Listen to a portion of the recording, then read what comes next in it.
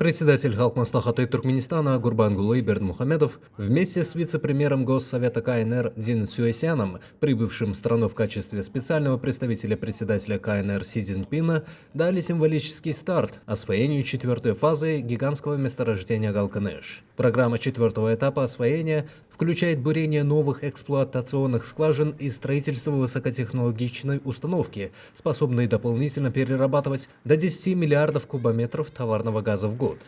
Проект является ключевым звеном в стратегии расширения газового экспорта Туркменистана на восток и подтверждает долгосрочный характер энергетического альянса с Китаем. Месторождение Галканыш является одним из самых крупных в Туркменистане ключевых источников поставок туркменского природного газа на внешние рынки.